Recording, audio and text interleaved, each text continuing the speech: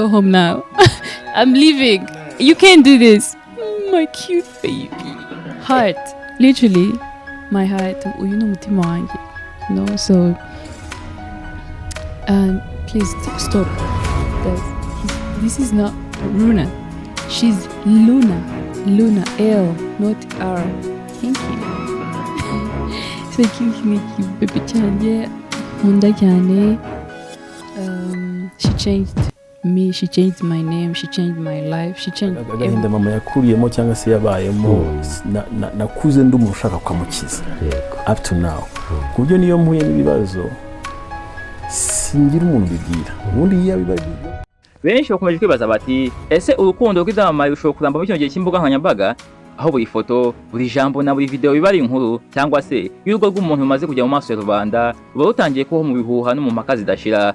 Uyu munsi tugiye kwinjira mu buzima bw'umwe mu bahanzi bakunzwe cyane hano mu Rwanda, Mugisha Benjamin uzwi nka Theben, hamwe n'umugore mwiza cyane uteye neza cyane Uwicyeza Pamella, wabaye igisonga cya mbere muri Miss Zuri Africa.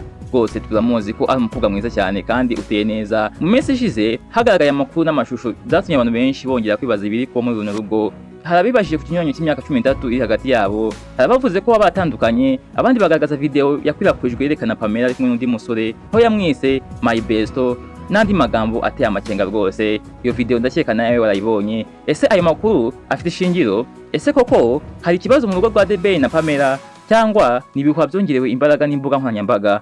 Njyewe rero mumaze kumenya neza mu kikidabule nk'ibisanzwe muri iki kiganiro cya none tugiye gushingira ku magambo abantu bavuga gusa, ahubwo tugiye kurebera hamwe ibimenyetso bihari, uko ibintu byagiye bikurikirana, amatariki y'ingenzi n'ibindi bimenyetso bidufasha gusobanukirwa kuri rwose. Bityo ntukave kuri iyi video kugeza ku muta wa nyuma, kuko ushobora gusanga hari byinshi wari utarigeze umenya kuri runo rugo. Ntiwagire gutwa subscribe rwose. Afite umutima munini cyane. Akunda abantu bose.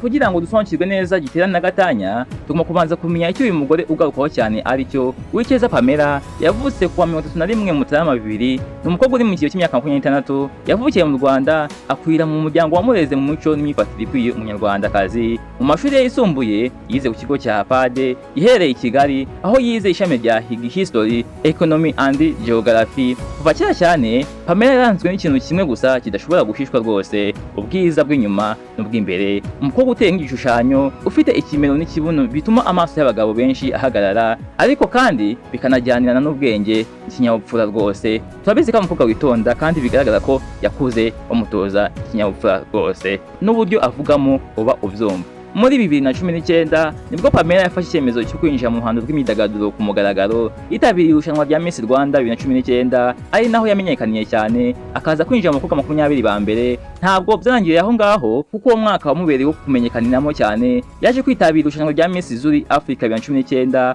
aho yarahagarariye u Rwanda neza cyane, agahatana ikamba ry'igisonga cya mbere cy'ubwiza muri Afrika. Aha rero sasa niho amaso y'isi n'abahanzi batandukanye yatangiye kumurangarira, ariko se umutima we waje gufatwa nande?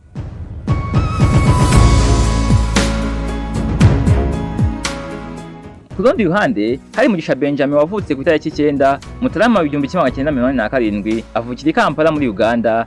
Ibi bivuze ko hagati ya Theben na Pamella hari ikinyuranyo cy'imyaka 13 rwose. Iki kinyuranyo cy'imyaka nicyo menshi mu basesenguzi bagenda bagarukaho cyane, bibaza niba gisho kuba ariyo ntandaro y'imitwarire inyuranye mu mpande zombi. Batekereza bavuga bati kuba Theben aruta cyane Pamella bisho kuba ariyo mpamvu batabanye neza, bisho kuba ariyo mpamvu batandukanye, niko benshi mu basesenguzi bagenda bavuga bashingiraho. Nyine twese turabizi, tumaze kubisengura, tumaze no kubyumva inshuro nyinshi cyane. Urugendo rwa muzika rwa Theben rwatangiye mu buryo bukomeye cyane hagati y'imyaka 2007 na 2010 i Kigali. Indirimbo nka Wigenda, Zubeda hamwe na album ye Amahirwe ya mbere n'iyakurikiyeho Amahirwe ya nyuma zamutumbagije cyane, zimuha intebe y'icyubahiro mu mitima y'Abanyarwanda. Turamumenya, turamukunda. Muri 2010 Theben yafashe icyemezo cyo kwimukira muri Amerika, igihugu cyamubereye isoko ry'ibikorwa byinshi birimo indirimbo z'urukundo nka Habibi, I'm in Love hamwe n'indi ndirimbo yindi yitwa Ko Nahindutse. Kugaruka kwe mu Rwanda muri 2016 byashimangiye ko ari umuhanzi udashobora gukumirwa mu karere ka Afurika y'Iburasirazuba, gukorana n'abahanzi bakomeye cyane nka Diamond Platnumz muri Way cyangwa se Otile Brown muri Kanigate. Byagaragaje ko ari umuhanzi wagutse rwose, ko ari umuhanzi ukunzwe kandi mwiza abantu benshi bakunda rwose, cyane cyane abakobwa n'abasore n'urubyiruko, cyane cyane abantu batarashinga ingo ndetse n'abazishinze. uyu musore yakomeje gutumbagira cyane kugeza ubwo yashyingiranywe na Pamella. Uyu muryango wakomeje gufatwa nk'icyitegererezo. Muri 2025 Theben yasohoye album ye nshya yise Plain Love, yakomeje kwesa imihigo mu bitaramo binyuranye birimo ibyo yakoze ku itariki ya mbere Mutarama 2025 na 2026 muri BK Arena, ndetse no muri iyi mpeshyi ya 2026 mu bitaramo bya Summer Country Tour yakoranye na Bruce Melody. Rwose icyo gitaramo twakibuka yakoranye na Bruce Melody ko cyari gishyushye rwose, ntabwo twabyibagiwe.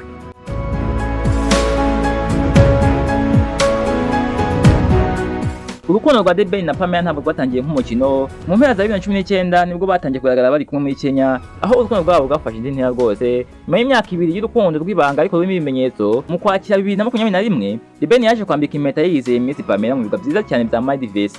Uyu mukobwa ararira yemera ko azamubera umugore cyane, abantu benshi barabyishimira cyane. Muri 2022 basezeranye mu mategeko imbere y'umuyobozi bw'u Rwanda. Ugushyingo Ukuboza 2023 bakoze ubukwe bw'igitangaza cyane bwitabiriwe n'ibyamamare binyuranye byo mu Rwanda no mu karere. Bwari ubukwe bunogeye ijisho rwose kandi banyuze benshi cyane. Ku itariki 18 Werurwe 2025 umuryango wabo wahaye ikaze imfura yabo y'umukobwa Uwicyeza Mugisha wavutse yakunzwe, wavukiye hanze mu bitaro by'i Bruxelles mu Bubiligi. Uyu mwana bise Luna bisobanura ukwezi cyangwa se umucyo, niwe wabaye ishingiro ry'umuryango wabo n'ishema rishya y'ubyeyi rwose. Ariko se kuki hashize igihe gito gusa babanye kandi babyaye batangiye kuvugaho gutandukana? Kuki imbuga nkoranyambaga zatangiye kwandika ngo Theben na Pamella batanye, Pamella yamusigiye umwana cyangwa se ngo urugo rwabo rwasenyutse? Ni ukubera iki? Mureke turebe ibimenyetso n'ukuri guhari rwose.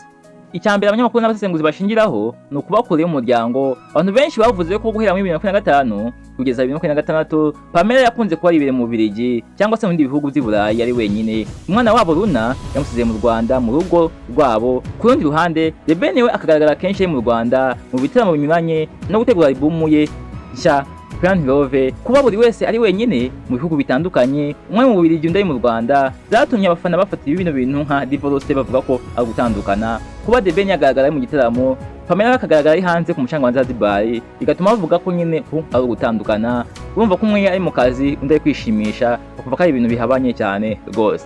Icya kabiri bashingiraho no gusiba amafoto ku mbuga nkoranyambaga. Rimwe na rimwe iyo ibyamamare bisize amafoto yabo bari kumwe kuri Instagram, abantu bahita babona ko bashenye, nubwo hari amafoto yagiye asibwa cyangwa se agashyirwaho mu buryo bw'ibanga, bigatuma nyine bayasiba. Ntabwo ibi byigeze byemezwa na ba nyir'ubwite. Ntabwo Theben yigeze yemeza niba yatandukanye na Pamella. Pamella nawe wese gusa amafoto byonyine ntabwo yigeze avuga yuko batanye, ndetse yanavuze yuko bano abantu babivuga ko batandukanye ko azabagena muri RIB, anasaba yuko ibiganiro bamukozeho babisiba. Ariko ibintu byose benshi bafite bavuga yuko nyine uburyo bwo kujijisha ko n'ubundi ngo batanye, ahubwo ko nyine karugu twika inzu ugahisha umwotsi kandi ngo bidashoboka. Icya gatatu benshi bashingiraho ni uruzinduko rwa Ashton Hero muri iyi mpeshyi ya 2026. Hari ukuri gukomeye cyane benshi batitayeho. Mu mpeshyi ya 2026 icyamamare Ashton Hero cyasuye Theben mu rugo rwe i Kigali. Pamella ntabwo yari ahari kubera ko yari muri Tanzania. Cyakora Theben yafashe telefone ye ahamagara kuri video call, aramuhamagara kugira ngo asuhuze umushyitsi. Ashton Hero yabwiye Pamella ati, Pamella nzagaruka mu mezi 6 tuzabonane rwose, ndashaka ko tuzabonana. Bino bintu nubwo benshi batabitekerejeho ni ibimenyetso bigaragaza ko nubwo badatuye hamwe, buri gihe kubera akazi n'ingendo bagikomeje kuvugana no kubaka urugo rwabo mu buryo bwa telefone n'ubwumvikane. Birashoboka yuko Pamella agiye hanze yumvikanye na Theben, cyangwa se Theben akamubwira ati, niba wifuza nyine kwishimisha genda usohoke hanze nawe uruhuke mu mutwe, ati umwana nzasigaye amwitaho nta kibazo, ntawamenya. Ntabwo twita byanzuza kano kandi tuvuga ko batandukanye ngo bitewe n'uko ngo nyine ngo batari kumwe, umwe ari hanze undi ari mu Rwanda.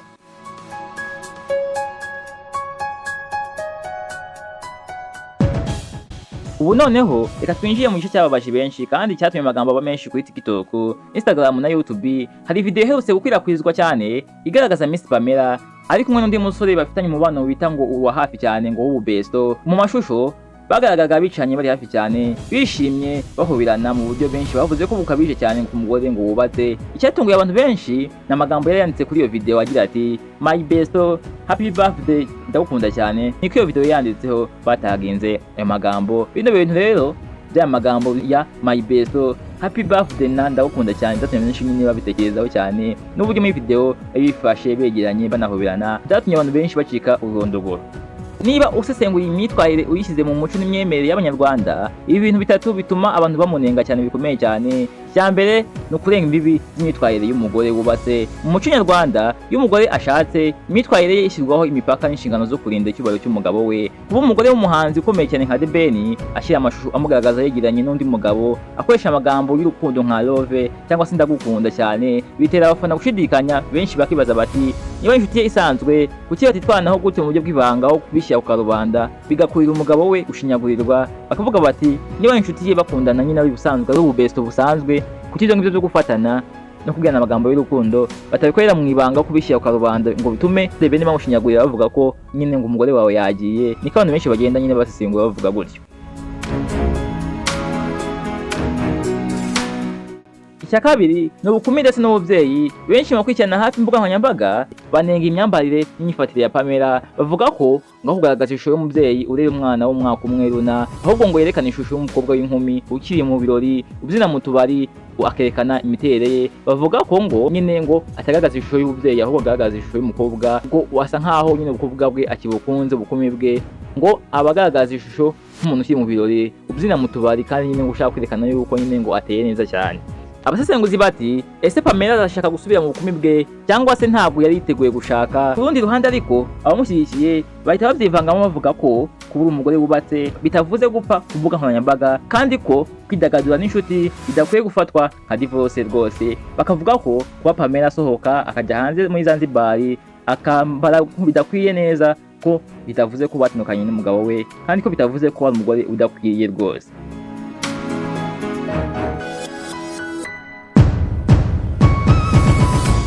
Icya gatatu bashingiraho ni ubutumwa buca igikuba ku mbuga nkoranyambaga, gukoresha imvugo nka my besto mu gihe mu rugo rwe hasanzwe harimo ibihuha byitandukana bifatwa nka provocation cyangwa se gushaka gushimisha abakora inkuru z'ibihuha. Ibi bituma abantu benshi bibaza niba Pamella we ubwe adapanga gukoresha bino bihuha kugira ngo akomeze kuvugwa, aho kurengera umuryango we, aho kuvuganira, aho gutuza ngo agume hamwe, ahubwo ashakisha uburyo afata nka video cyangwa se amagambo atuma aba content creator bashyigikira inkuru z'ibihuha bakomeza kumuvugwaho. Ashobora ari politician nyine akoresha kugira ngo akomeze kuvugwa no kuguma mu mitwe y'abantu rwose.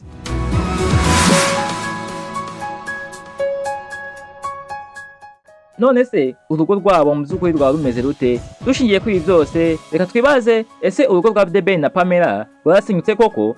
Ku mugaragaro nta gipapuro nta kimwe cyangwa se divorce cyangwa se amatangazo aturutse kuri Theben cyangwa se Pamella yemeza ko batandukanye. Mu ntangiriro za Gashyantare 2026 bajyanye mu gihugu cya Uganda mu birori bya Valentine's Day, ndetse bagarukana i Kigali mu kirori cy'akababaro ubwo sekuru wa Pamella yitabaga Imana. Ibi bigaragaza ko bafitanye umubano ukomeye cyane ushingiye ku muryango rwose. Icyakora ntidushobora guhisha ko runo rugo rurimo inyandiko z'ikinyuranyo. Theben yakuze mu mitekerereze. Muri uyu mwaka wa 2026 afite imyaka 39, arashaka gutuza, kureba ejo hazaza he n'umuziki we ndetse n'umwana we Runa ndetse n'abandi bana wenda azabyara. Naho Pamella we akiri umukobwa muto cyane. Muri uyu mwaka wa 2026 afite imyaka 26, aracyafite inshuti nyinshi cyane z'urubyiruko, akunda imitemberere n'ibirori ndetse akunze kugaragaza imiterere ye, aracyakunze uburyo ateye, aracyakunze ubukumi bwe rwose. Ntabwo ari kimwe na Theben umaze kwisobanukirwa, ntabwo ameze kimwe. Theben bashaka ejo hazaza, kurera umwana wabo n'abandi bana bazabyara bagakora bakagira ejo hazaza heza, kandi ashaka kuzasaza neza. Naho Pamella wacyari muto acyakeneye kurya ubuzima rwose. Birumvikana yuko batandukanye bose. Kubana mu muco mu rugo biragoye, bisaba kwihangana kuko nyine ntabwo bahuje bombi, mwashaka ibihabanye n'ibyo undi ashaka. Ikino kinyuranyo cy'imyaka n'imyumvire y'ubuzima nicyo gishobora gutera urujijo n'ibihuha bitandukanye. Muri iki gihe abakora inkuru kuri YouTube bagenda bafata aya mashusho n'amafoto bakabyaza amatamunera kura abasomyi n'abarebyi, ariko ukuri gwari nuko nguku nuko uyu muryango ugikomeje guhanyanyaza, nubwo bibagora cyane kubaho ubuzima bwabo mu maso y'imbaga y'abantu babahanze amaso bakurikirana ku mbuga zitandukanye, yaba YouTube, TikTok, Instagram cyangwa se izindi mbuga zindi.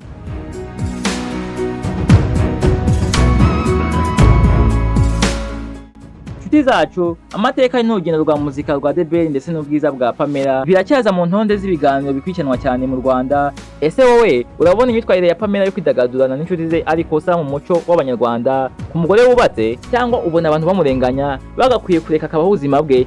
Ese Theben akwiye gufata uhe mwanzuro kwikomeje kuvugwa ku mugore we? tandukanya ibitekerezo byo kunenga n'ibyo gushyigikira ubishyire muri comment hano hasi. Niba ukunze kino kiganiro kora subscribe, like kandi uze gusangiza iyi video inshuti n'abavandimwe kugira ngo ukuri ukomeze kugera kuri bose. Ndacyari wa musesenguzi wanyu bamwe muri mwe mukunda samukidable, nkaba mbifuza kumeza kubana natwe mu bindi biganiro bikomeye cyane kandi bimisengura ryimbitse byumvikana. Mwese Imana ibahe umugisha kandi mugire ibihe byiza. Ciao ciao, ndabakunda cyane.